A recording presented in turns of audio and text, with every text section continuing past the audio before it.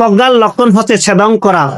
একজন কৃষক আপনারা দেখবেন, তিনি কৃষিকাজে যখন যায়, ধান যখন পেকে যায়, তখন তিনি নিজের যে কাঁচি দিয়ে সেগুলোকে কেটে ছেদন করে নিয়ে আসেন। অনুরূপ ভাবে এই প্রজ্ঞার লক্ষণ হচ্ছে ছেদন করা।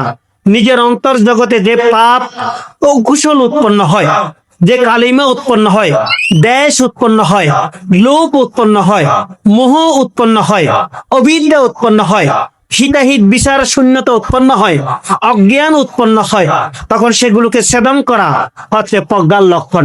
যে অন্তরে প্রজ্ঞার বীজ বিচ্ছুরিত হয়, যে অন্তরে প্রজ্ঞা অবস্থান করে, সেই অন্তরে কখনো লোভ দেশ মোহ অবস্থান করতে পারে না এবং অবিদ্যা মুক্ত হয়, মোহ মুক্ত হয়।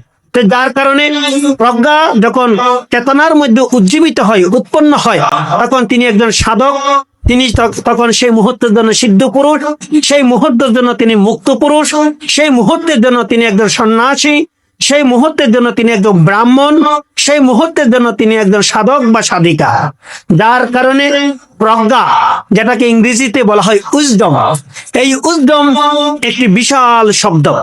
যদিও বা সংক্ষিপ্ত একটি বাক্য সেন্টেন্স হলেও পর এই উইজডমের বিশালতা, এই উইজডমের ব্যাপকতা বিশাল। কারণ প্রজ্ঞা আর জ্ঞান, তার মধ্যে অনেক পার্থক্য রয়েছে। একজন ডাক্তারও জ্ঞানী, একজন ইঞ্জিনিয়ারও জ্ঞানী, একজন ব্যারিস্টারও জ্ঞানী। কারণ জ্ঞান না থাকলে সে কিভাবে ডাক্তার হয়েছে, জ্ঞান না থাকলে তাকে কিভাবে ইঞ্জিনিয়ার ব্যারিস্টার বলা যায়। কিন্তু একজন প্রজ্ঞাবান নয়। প্রজ্ঞা এটা সার্টিফিকেটনি কথা নয়।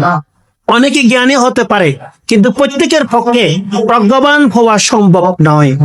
কারণ যিনি প্রজ্ঞাবান, তিনি কখনো কায়ের দ্বারা, বাক্যের দ্বারা, মনের দ্বারা অকুশল কর্ম করে না।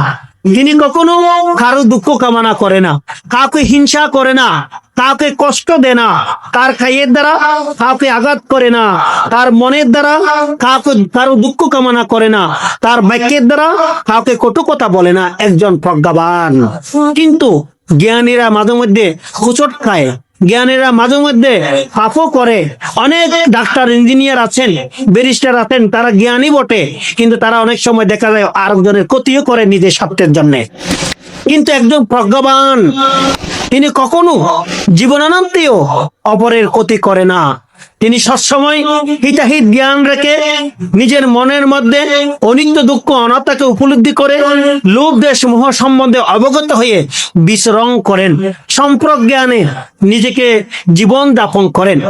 প্রিয় জ্ঞাতিগণ, এই প্রজ্ঞা ভগবান বুদ্ধের জীবন দর্শন। এই প্রজ্ঞা ৮৪,০০০ ত্রিপিটকের নির্যাস। এই প্রজ্ঞা ভগবান বুদ্ধের ৪৫ বছর ধর্ম প্রচারের মূল ভিত্তি। আজকে আপনারা এই প্রজ্ঞা দর্শন মেডিটেশন সেন্টারে এসে প্রজ্ঞাকে আহরণ করার জন্য, প্রজ্ঞাকে লাভের জন্য, প্রজ্ঞাকে পাওয়ার জন্য সাধনা করছেন।